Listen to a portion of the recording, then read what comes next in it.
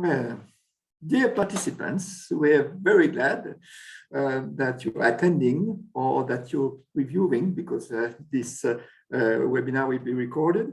This webinar devoted to an outlook of the ocean energy systems in Australia, Japan, and China. So you're here in an event driven by the OES TCP. It's a technological collaboration program of under the umbrella of the International Energy Agency. There are 40 of these groups of experts, of international experts, and part of them are devoted to renewable energies. And among renewable energies, of course, you have the ocean energy systems.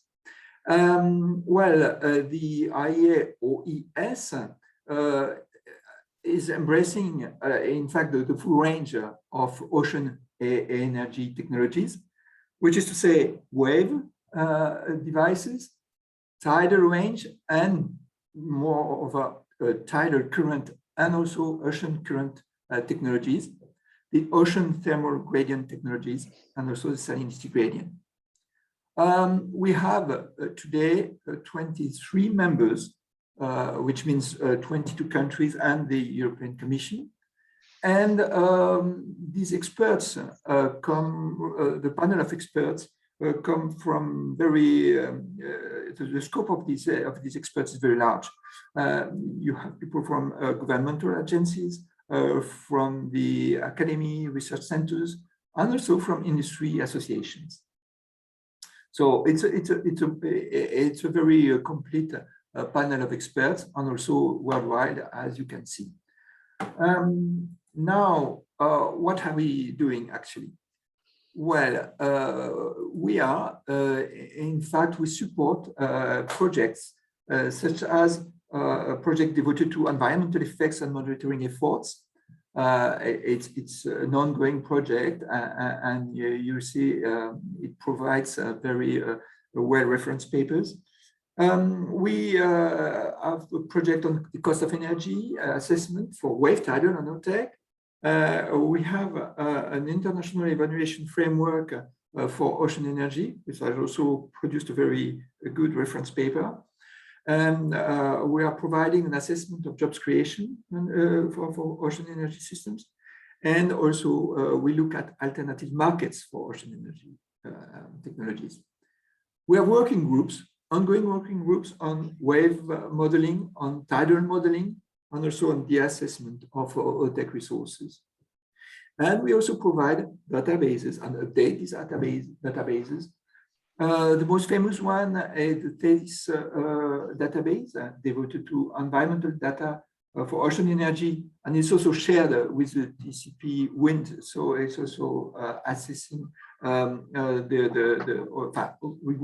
grouping all the papers and reference data for offshore wind. And we have a worldwide GIS database recording all the systems that are at sea right now. And we are also updating the different consenting processes in the various countries. Well, so these are a couple of project groups and database, and the outcomes of these works are a couple of publications. And here you have the list of the most recent OES publications. Indeed, I would say the most famous one is the State of Science report about the environmental impact. It's a booklet that is updated every 4 years. So the last update is from 2020. And then, as I said, we are looking at alternative markets, but also of very specific use of ocean energy. So there is a report on ocean energy on islands and remote coastal areas. Another one on alternative markets for ocean energy devoted to the blue economy. And as I was saying, also there is this evaluation framework for ocean technology, ocean energy technology. which has as an aim to maybe in the future build let's say a technology passport for a project to be developed in various parts of the world, and to have the common agreed assessment of its maturity.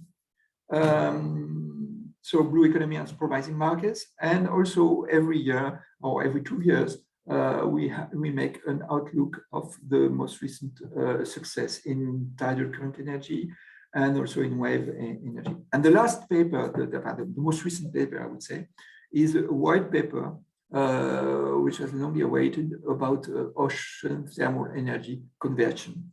And I think it's really something that should be stressed today, because the Pacific region is really one of the places where OTEC could develop a lot.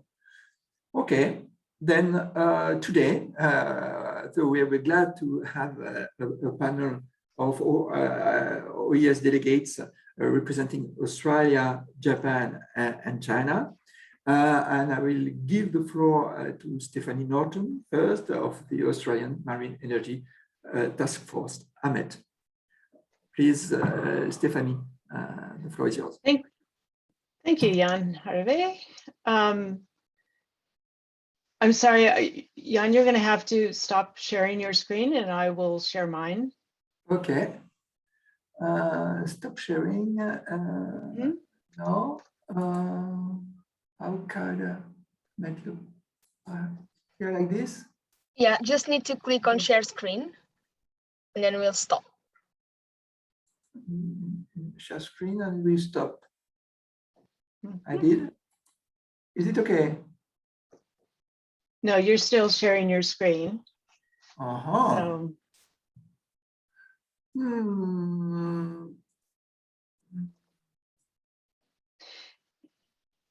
At the top of your screen, there should be a green bar, and it says view options. And it says new sharing, but nothing like for which I. But you have a button saying stop sharing. Or to the right of the green, it says view options, and if that's a drop down, and it should say stop sharing.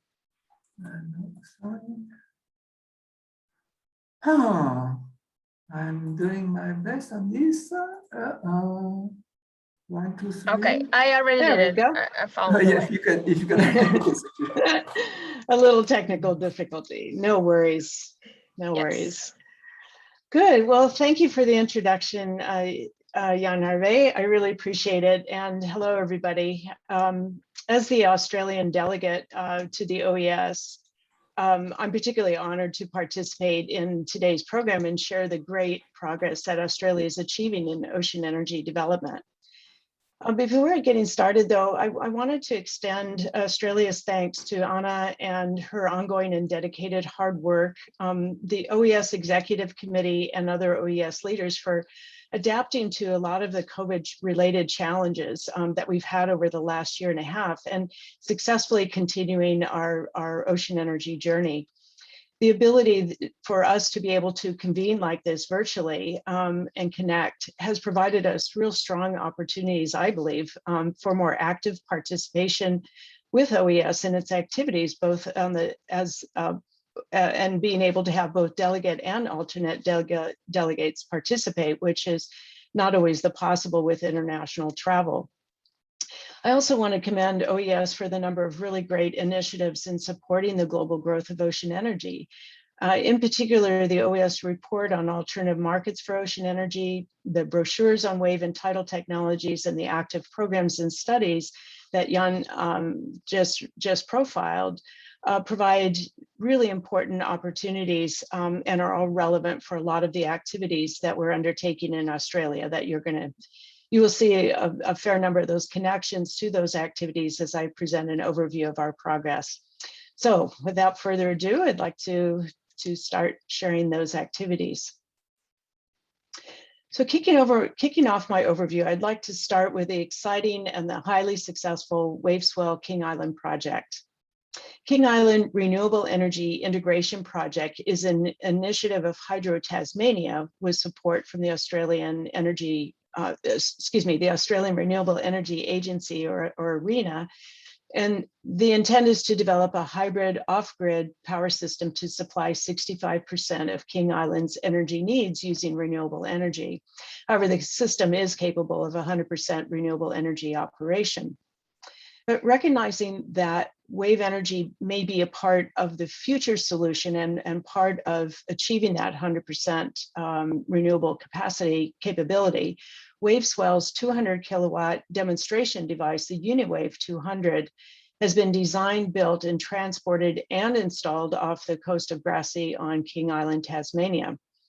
Their advanced device has subsequently been commissioned and connected to the King Island hybrid grid that is managed by Hydro Tasmania and is now being operated remotely and autonomously, providing electricity to the homes and businesses on the island. So the power exported by UniWave 200 has met the connection and operational requirements specified by the grid operators at Hydro Tasmania. So we look really excited about this project and looking forward to great success in terms of building integrated systems, hopefully for the future. Although there's really only one installed demonstration project in Australia, there are a number of exciting wave and tidal initiatives in development, and we expect to report on these as demonstration projects in 2022. The first is Azura Technology, which is a wave energy product of EHL, who have locations in both New Zealand and Australia. The Azura Technology is pre-commercial and designed to provide both water and/or power. They have 3 major projects in development, which are profiled here on the slide. The second project is referred to as the M4 project. The M4 is short for Moored Multimodal Multibody, which describes the wave attenuator technology developed by Wave Energy Research Centre's collaborators at the University of Manchester in the UK. The M4 is aimed at demonstrating the region's wave potential to power the local aquaculture industry. It is jointly supported by the Western Australian government and the Blue Economy Cooperative Research Centre, or the Blue Economy CRC. Please note that links for additional details to all these projects and information are provided on the slides as well. On the tidal side, there are 3 very interesting emerging projects as well. During 2020, Mako Tidal Turbines Party Limited entered administration. And while this is not normally good news, the Altum story is actually quite positive.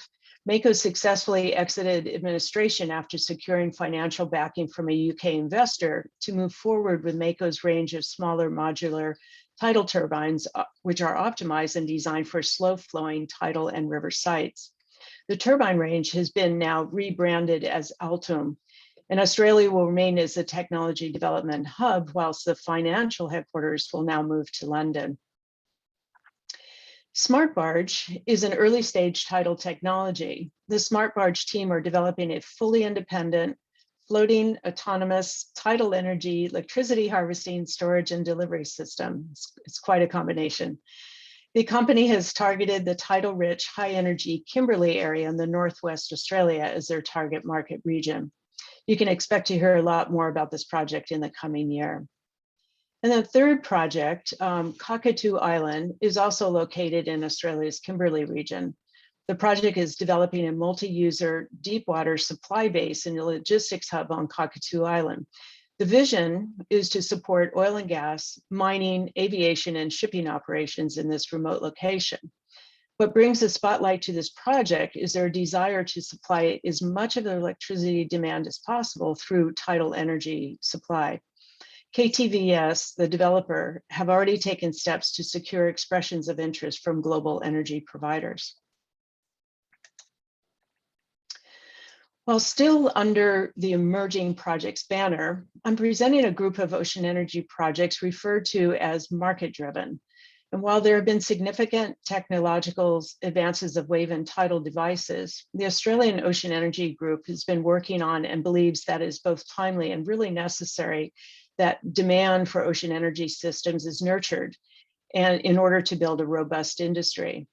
To accomplish that, it will be necessary to really understand the energy needs, the wants, and the requirements by future end users of ocean energy technologies. So the future end users of ocean energy, so that these technologies can become effective solutions for those customers, thus driving demand. For this reason, the following 3 projects are grouped under this section because they are being developed as energy solutions for particular end users or market groups. Carnegie Clean Energy, with support from the Blue Economy CRC, recently launched the More Power project. Carnegie intends to build a CETO-derived wave energy product that is specifically designed for moored vessels, which offers a solution to the challenge of providing reliable energy for offshore aquaculture.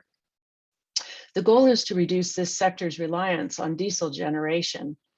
While the initial target market for more power is offshore vessels such as feed barges for aquaculture sector, the future includes other offshore operations that will require energy. OES's project on aquaculture as a market for ocean energy highly complements this particular initiative. Through its strategic focus and on creating a market pool, along with implementing its ocean energy market development program, the Australian Ocean Energy Group have identified 4 major barriers to ocean energy adoption. These include lack of awareness about ocean energy and its potential as an energy solution, lack of access to ocean energy expertise, lack of affordability in the form of access to relevant business and financial information to help guide the decision-making around their energy transition, and also a lack of project delivery mechanism to help end users de-risk commitment and secure the business case for investment in ocean energy systems. So to tackle those challenges and those market barriers, AOEG is leading development of an integrated ocean energy microgrid in Albany, Southwest Australia. In addition to reducing market barriers, the marketplace will also conduct outreach to community and government stakeholders, help accelerate time to market for technology developers, and promote ocean energy as a means for decarbonizing blue economy businesses, communities, and industries. On the slide, in fact, for all projects, there are links for additional information. And in particular, there's a link for a video for the concept plan for the marketplace. In another great example of the market-driven ocean energy solutions, the Australian Institute for Marine Science, or AIMS, reached out to AOEG about a year ago to explore how ocean energy could solve some operational challenges with their scientific monitoring systems. Following a range of discussion to understand and define the problem that could be solved through ocean energy, a project has been identified that will replace the battery-powered scientific monitoring buoys with an integrated ocean energy-powered smart system. And we're pretty excited about that project. Although offshore wind is outside the scope of OES, I want to mention its growth in Australia within the context, or as context, for the potential opportunities for expansion of ocean energy projects in particular. Australia has very high quality and abundant offshore wind resources. And despite there being no regulatory framework in place, there are more than 10 offshore wind projects proposed for development in Australia, which exceed over 16 gigawatts of installed capacity. So with significant initiatives underway to explore integration of wave and offshore winds, such as co-location and platform attachments, and supporting legislation framework that I'm going to talk about shortly, a significant opportunity exists in Australia to look at offshore wind as a potential market for wave and hopefully tidal energy as well. I'm sure you'll hear a lot more about this in the coming year. Australia's research community is currently very active in both tidal and wave energy as well. Established in 2019, the Blue Economy CRC carries out industry-focused research and training that underpins the growth of the blue economy, particularly in the areas of offshore sustainable aquaculture and renewable energy production. In a very short time, they have built an impressive portfolio of research projects and are continuing to actively support a diversified range of projects that underpin successful growth of the sectors. A link to their projects is included in the slide as well. And last year, EL-066 was formed as the Australian National Mirror Committee to the International Electrotechnical Commission on Marine Energy Standards. For those of you who are familiar, that is IEC TC 114, the Marine Energy, Wave, Tidal, and Other Water Converters Committee. As a newly formed committee, the Australian committee's work is mainly focused on providing feedback to IEC on the international standards and reviewing publications, and have actually produced the first document on vocabulary. Now, another topic area that I'm pleased to report on and that I know is of interest to OES is on the growing number of governmental programs directly and indirectly supporting ocean energy development. I'd like to highlight 4 key government programs that have occurred during this reporting period. Our great supporter ARENA continues to support Australia's participation in OES and provide financial support for Waveswell's King Island project. The State of Victoria Department of Environment, Land and Water Planning is leading the development of marine and coastal strategy. The strategy will identify priority actions for the next 5 years to lay foundations for achieving long-term outcomes of our marine and coastal environment. AOEG has been actively involved in the development of this in this policy. And I also want to mention that the state of Victoria has just joined AOEG as a member. So it's a real demonstration of commitment to ocean energy and the advancement of the sector in the state. The Australian Academy of Science, Future Earth Australia, recently completed a national sustainable oceans and coast strategy. The ocean energy development is fully recognized as one of the action items. And finally, the state of Tasmania included development of the state's wave and tidal resources as key actions in the renewable energy action plans. Again, links are provided for each of these documents. And wrapping up the presentation, I'm really excited to share an announcement of this important legislation that is about to be hopefully approved. The Offshore Electricity and Infrastructure Bill is will establish a policy framework for the construction, operation, maintenance, and decommissioning of offshore electricity projects, and provide a regulatory regime for the development of offshore renewable energy for state and national planning. The bill spans offshore generation and distribution to cover cable projects, distinction between commercial and research development, and zoning recommendations, and much more. But it's a very important piece of legislation that the industry, both offshore wind as well as wave and tidal, are all very excited about this. It certainly adds another piece of the puzzle to the development of the sector. So that concludes my report. Please feel free to contact me for any questions or further detail. Thank you for your interest. Thank you very much, Stephanie, for this very, very complete presentation. And so I think we leave the question for the end after all speakers have given their presentations. So I give the floor now to Professor Yasuyuki Ikegami from the Institute of Ocean Energy at Saga University. Please, Professor Ikegami, the floor is yours.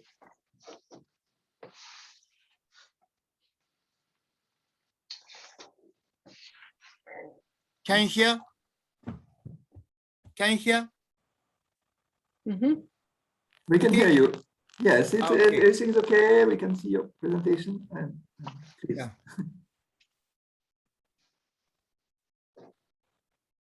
So, good morning and good evening, good afternoon. So I would like to explain the country activities in Japan.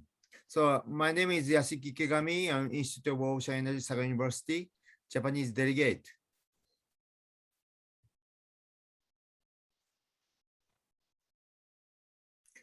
So Japan Ocean Energy promoted the new third ocean plan by government. So new law is now promotes ocean area could occupies for 30 years.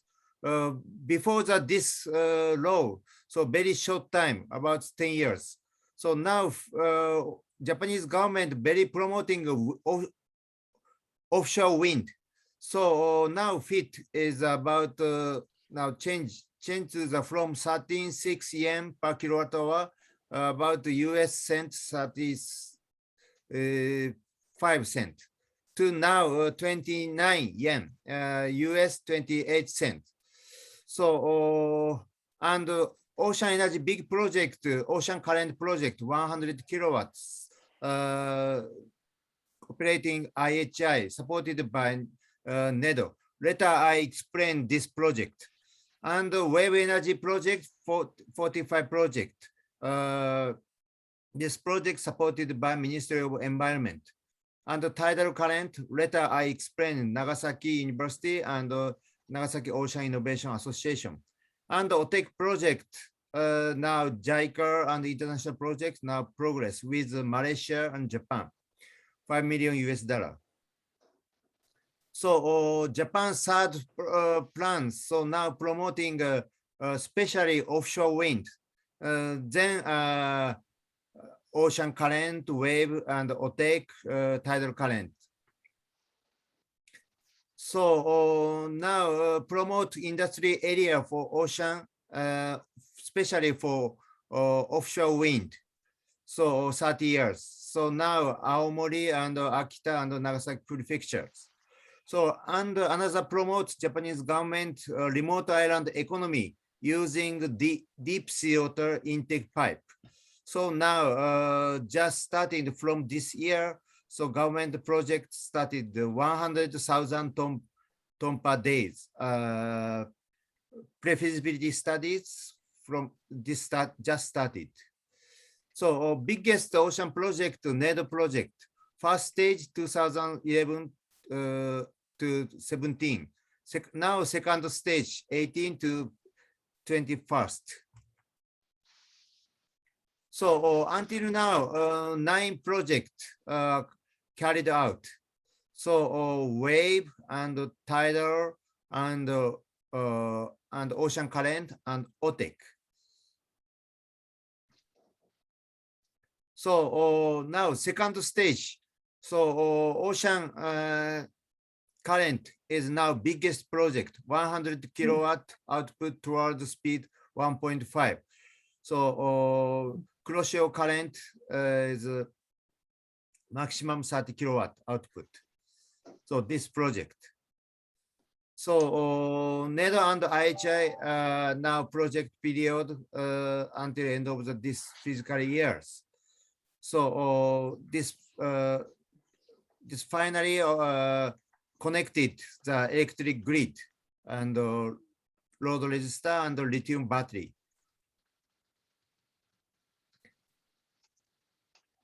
So another project by government, blowhole wave energy system, about 30 kilowatt. Now operating now, blowhole using this blowhole. So this is operating.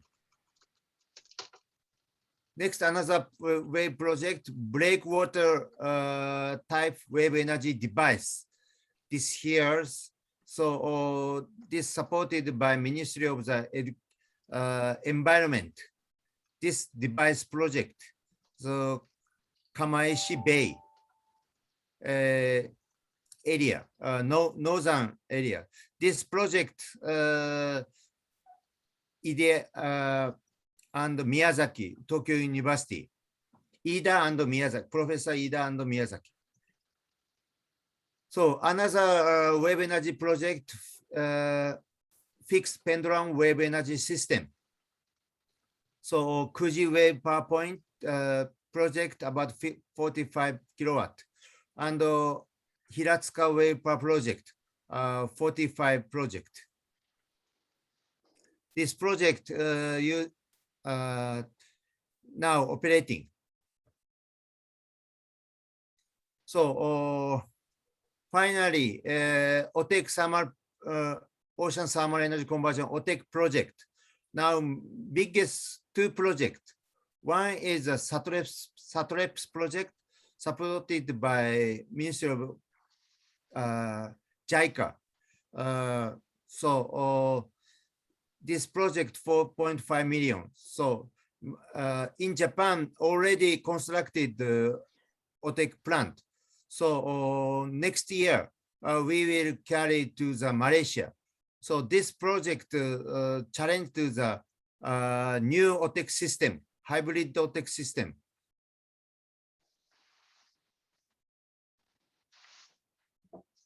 Hybrid OTEC system. This hybrid OTEC system, so desalination plant and OTEC energy OTEC plant is connected as one plant. So this warm CO2 go to this exchanger. So then we can get desalinated water. So and then we can generate electricity. So now we are constructed Malaysia model, not only electricity, agriculture and aquaculture, so on. Another big project, pre-feasibility study in Nauru, Republic of Nauru. So this project supported by UNIDO or UN. So OTEC pre-feasibility study in the Republic Palau. Japan team is adapted. So this now progress. Maybe end of this year, this pre-feasibility report is finished. So Nauru is now very promoting the renewable energy. So now is the solar, 100% solar, but solar is very varied and very occupies large area. So now applies UNIDO. So now just started the pre-feasibility study. So this project, ongoing project, supported by UNIDO. So UNIDO, then CTCN. Now this project pre-feasibility studies. Then next, after pre-feasibility study, next challenge to the GCF. GCF has a very big funding organization. So micro project 10 million US dollar, small project 10 million to 50 million US dollar, medium project 50 to 250 million US dollar, large project over this one. Until now, this GCF only protect the public facilities and earthquake protect for the earthquake. But next now stage, so GCF promoting a paradigm shift using renewable energy. So after that, we want Japan team want to apply this medium project with Nauru government and the CTCN. So Nauru, until now, Nauru 40 years ago challenged to the OTEC, this one.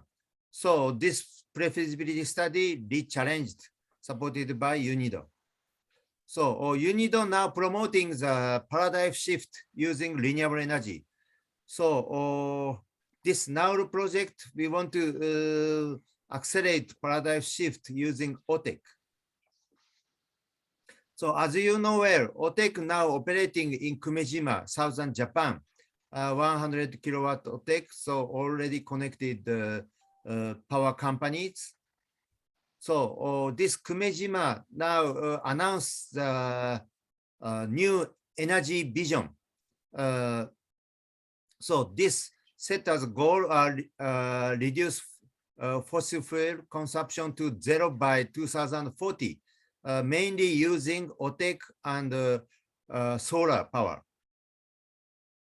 So now Kumejima is twice new industry using deep CO2 application than sugar canes. Sugar canes is half of this deep CO2 industries. So paradigm shift, not only energies, electricity, water security, energy savings, CWAC, and food and economic, agriculture, so on. This accelerated by deep sea water and environment securities. So Kumejima now, this current situation, energy, this is time and electricity. So now only solar to 2.4 megawatt maximum. So next now planning the 1 megawatt and solar. This 1 megawatt will take about 15% occupy the whole energy. So next until 2040, 6 megawatt will take, and solar and battery. So now target this plan announcement by Okinawa and Kumejima. So this implementation of the Kumejima model. So first intake pipe or take, so cold CO2 agriculture desalination, aquaculture desalination. So now just started this pre-feasibility study supported by government. So 2 years pre-feasibility study. Next, so Japanese government planning the intake tube. So then all byproduct industry accelerated. So to accelerate this paradigm shift, now Japanese researcher propose deep sea water intake and distribution project as a public infrastructure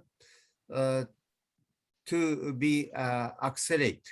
So and we have to recognize this deep sea water intake pipe, so we can accelerate this paradigm shift, ocean energy and byproduct.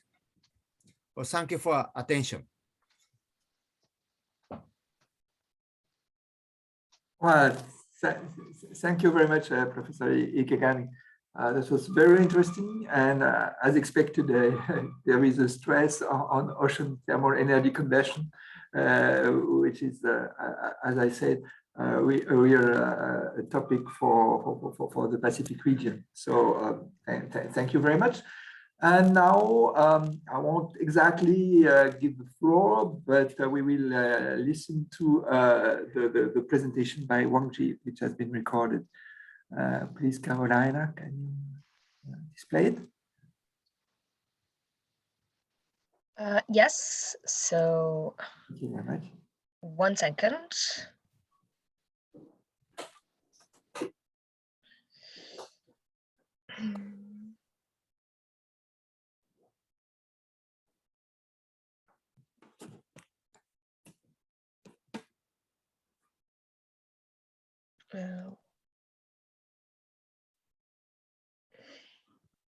So, Okay, yeah, okay. So Wang Ji is from the National Ocean Technology Center in China, and he provided us with a recorded video the day before yesterday. You can see the video, right? We can see, yes, we can see it, yes. Okay, so it will start.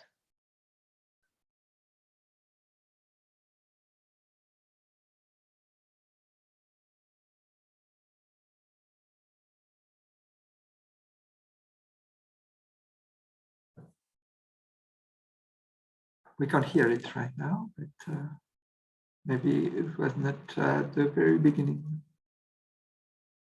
You cannot hear it? No. No sound is displayed so far.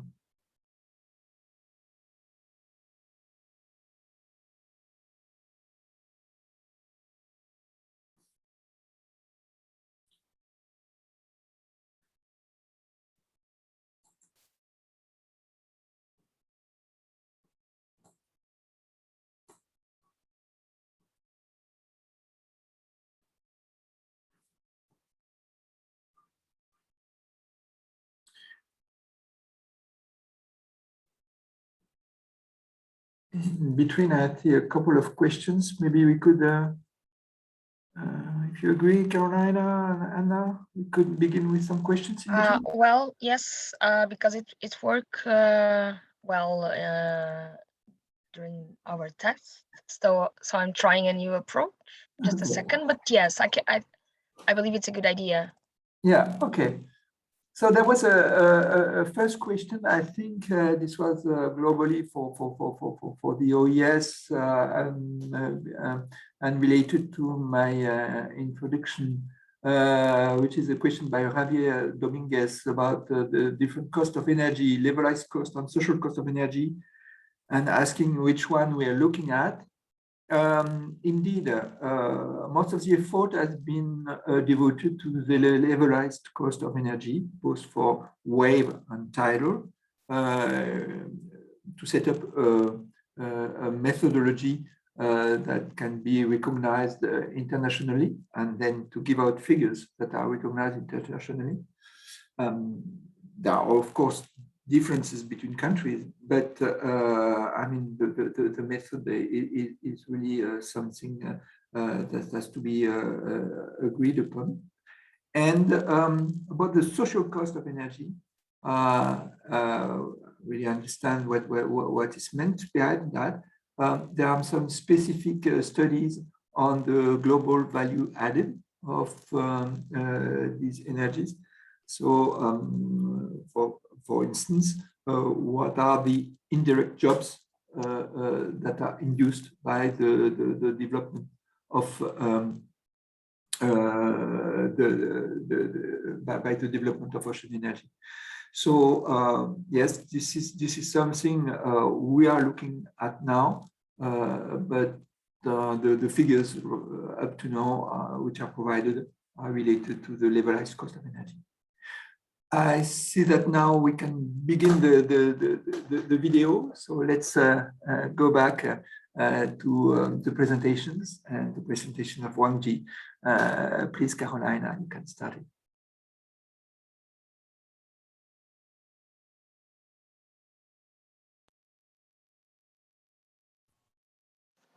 Hello everyone, my name is Wang Ji from the National Ocean Technology Center of China. The subject of my presentation is ocean energy projects and key policies in China. China is taking concrete action to address climate change. China has announced goals of peaking carbon emissions before 2013 and achieving carbon neutrality before 2016, and rolled out a whole set of concrete measures to achieve these targets.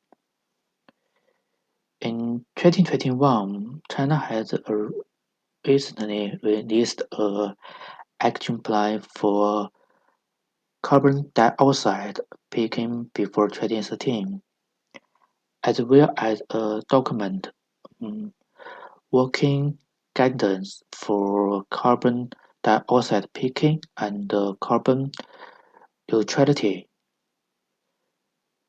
The guideline is the overarching document of China's policy framework for carbon peaking and neutrality.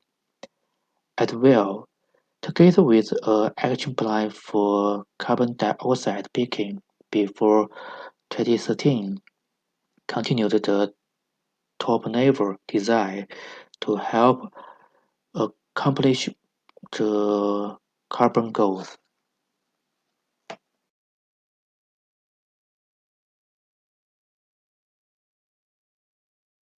In October, China has released a document, Action Plan for Carbon Dioxide Peaking before 2030. The action plan outlines key tasks to achieve a carbon peaking before 2030, including to explore and deepen the development of new marine energy, such as wave energy, tidal energy, and voltaic resource. To promote the development of ocean energy, China established the Special Funding Program for Marine Renewable Energy. The funding program of marine renewable energy has invested about 1.3 billion yuan and 116 projects were funded.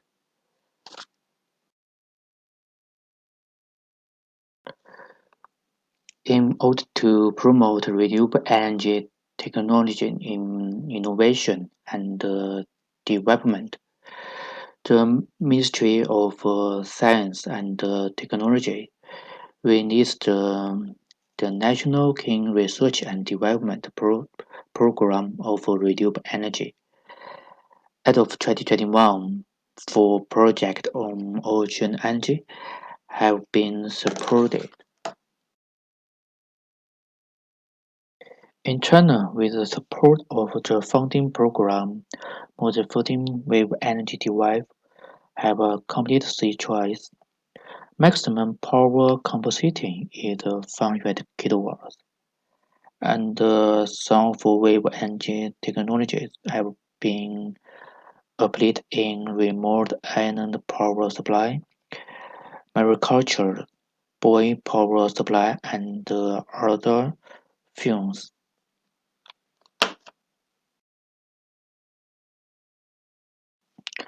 And more than 20 tidal energy turbines have a complete sea choice.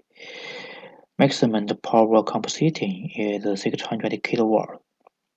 A new megawatt tidal energy turbine will be deployed to Sichuan in this year. One sun-wave energy demonstration project in 2021, the first 500 kilowatt wave energy device Zhoushan has been completed the fourth stage of Sichuan, and the maintenance upgrade are on the way. The second 500 kilowatt wave energy device Changshan has been deployed near Wansan Island to Sichuan in this year, and the demonstration project will begin operation in 2022. Penghu had completed 28 months of demonstration operation in mariculture base of Zhuhai City, and already secured naval orders. LSD Tide Core Energy Demonstration Project has a cumulative power generation 2.2 gigawatt-hour and continued operation times exceeding 15 months.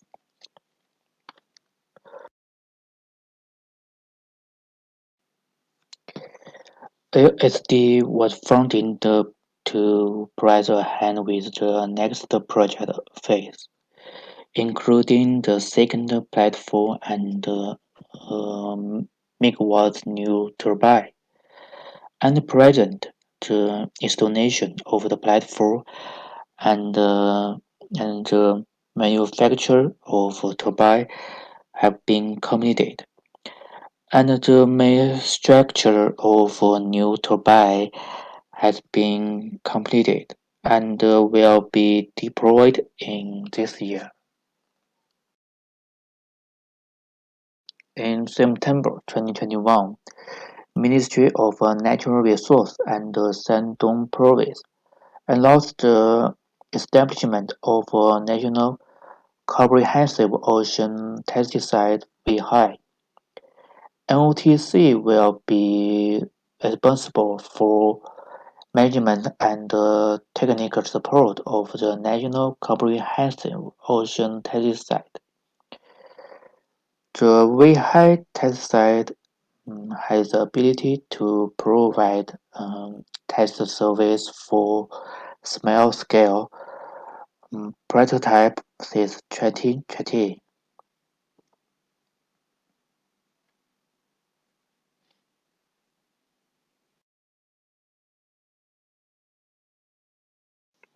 Thank you for listening. And if there are any questions, please email to me.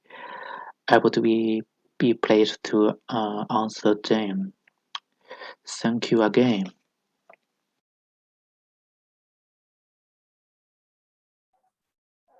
All right, thank you. Okay, thank you again. Wang Ji, we will transmit our thanks to Wang Ji for this extensive presentation of China's efforts in ocean energy, renewable energy, because it's long-lasting and also a powerful effort that has been drawn in China. And now, while we can try to answer to the first questions, there was, as I said, there was this question about LCOE and social value. And as I explained, there is all these efforts in trying to assess the jobs creation induced by the deployment of ocean energy, and the direct jobs and also the induced jobs and the indirect jobs. When you take the full amount of this, it gives you the global value added of ocean energy. And I think it's an interesting figure too. And especially for the contribution now to the development of the blue economy.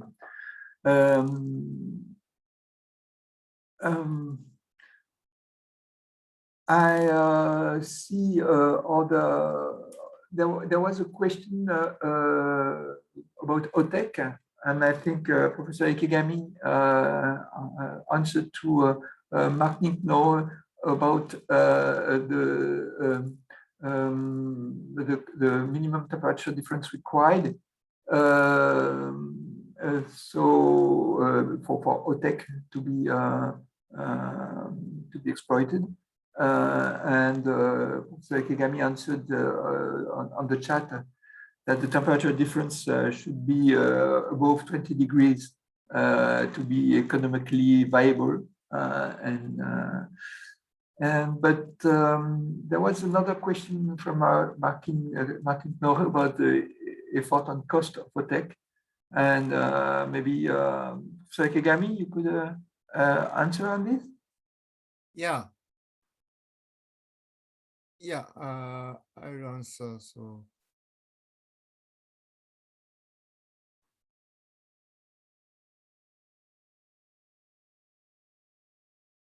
Great.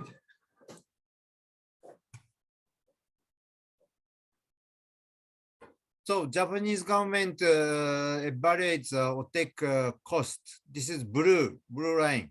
So this is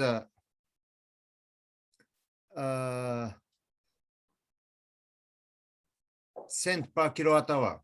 So OTEC has a scale merit. Small OTEC is not economically, but at least over the 1 megawatt.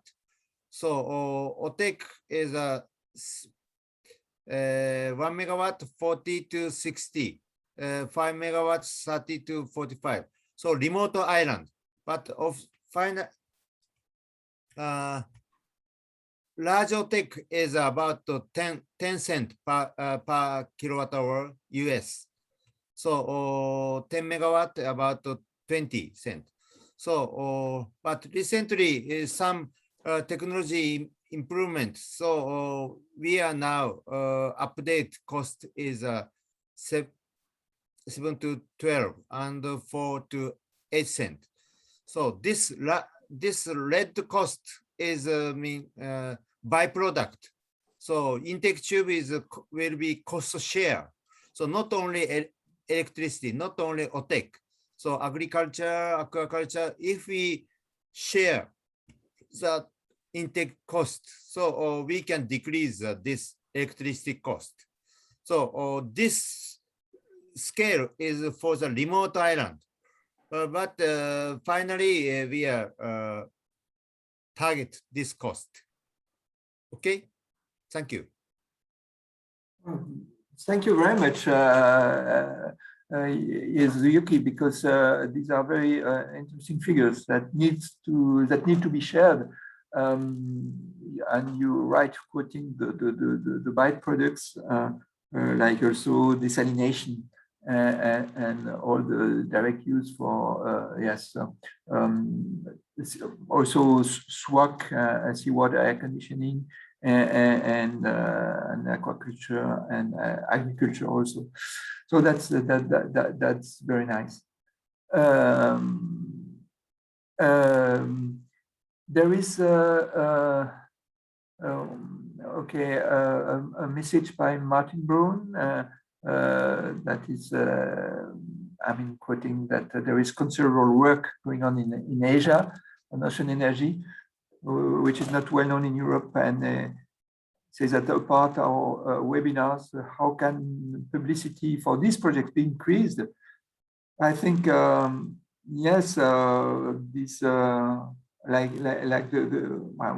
we tend to make as much publicity as we can, and if people attending these webinars can also do it, I mean, we will be very happy, because you have the OES reports that are quoting, for instance, in their outlooks, what's going on all over the world, and then of course in Asia. But maybe Stephanie, you could also answer on this, on how all the efforts that are made in Australia, how can they be more publicly available? How can people get more knowledge about what's going on in your country? That's a great question. I think certainly trying to provide information to a wide range of audiences is very important. Being able to proactively talk about the projects, to identifying who might be particularly interested in the technologies as end users. That's the part that we're particularly excited about, is understanding the interest from the end user or the market's point of view, so that we can share the progress that is being made in the technologies. I think it will help to identify the great work that is happening in Asia and in the Asian region, by being able to identify the projects that are underway and the markets, the end users who might best benefit from them, and be able to communicate that. And I guess the final thought is that the work that OES has done, the brochure describing the different projects, was highly beneficial. And the challenge is to be able to distribute those brochures and get it out to as wide ranges of audience as possible. It's not an easy task. Oh, no, that's for sure. And I see that Tony Lewis is also advising people in Asia to submit papers to IEA 2022. And you're right, Tony, it will be a great event. I hope it will be completely in presential, and that will take place in San Sebastian in Spain in November 2022. And I think that will be the right place, yes, to really inform the world about the new developments on all these experiences that are made in Asia, and also, for instance, recalling that, for instance, in China, you have some devices that are running for more than 50 months. That's really something that everybody should really aware of. I don't see. Yes, please. Yann-Hervé, I just had another, just based on what you were saying, something else that I think would be helpful to help get exposure for the projects, not just for in Asia, but just throughout the world in ocean energy, is the opportunity to share the progress of the technologies and results in conferences and many other forums that are different than our standard technical forums or communications. So for example, in having ocean energy technology specialists being able to participate and talk in conferences around sustainability or climate change or decarbonization, or in being, identifying how ocean energy is part of that whole big picture. I think is starting to make a big difference in the support and attention that ocean energy is getting by being able to talk about not just ocean energy from the technical standpoint, but the ability to be part of the decarbonization solution, and sitting at the table being able to talk about those things is helping to bring a lot more awareness. So just a thought.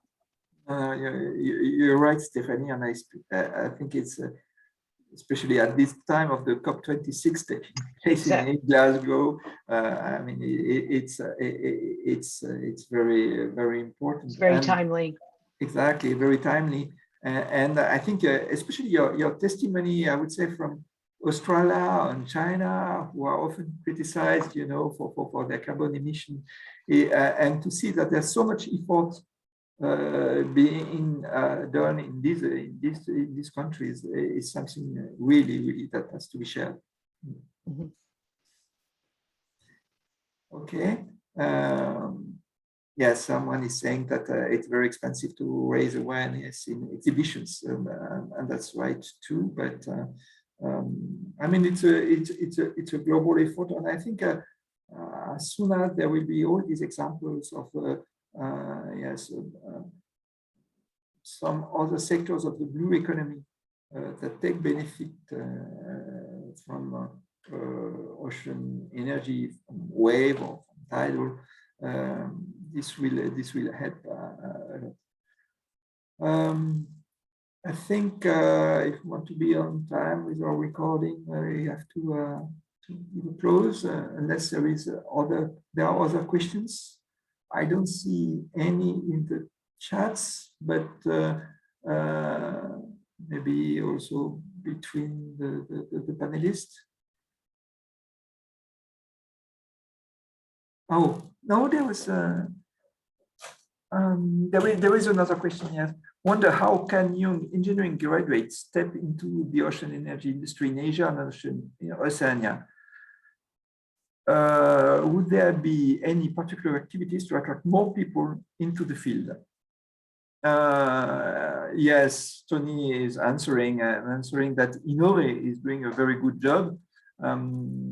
OES is not the only sponsor of INNOVE, but I can testimony that we devote sponsorship every year to INNOVE, and INNOVE is really paying attention that worldwide the students graduated in ocean energy in the various universities get in touch, share information, and about the sponsorship given by the OES, we really specify that 50% of it should be devoted to Asia and Oceania. So that's really, really important. Any other comments? Well, then I really have to thank again Stephanie, Yasuyuki, and Wang Ji, and also Anna and Carolina at Roeck, who made this webinar possible. And there will be, these webinars. We will go on recording 3 webinars a year for the various parts of the world, and each year we will shed the light on other countries in the various parts of the world, and the webinars can be accessed online. And I think we will make also an effort so that the slides will be also available, because sometimes they go too fast, so sometimes they have links, and we will make the PDF files available if possible. Thank you very much. Anna, do you have something to add? No, I think you gave the information. All webinars are recorded and are available in our website. So the previous one in the US, Canada, and Mexico, and then the one in Europe, and this one again. So all information is available on the website, as well as the reports that you mentioned in your presentation. That's all. Okay. Thank you very much, all of you, and happy to meet you as soon as possible. Bye-bye. Bye-bye.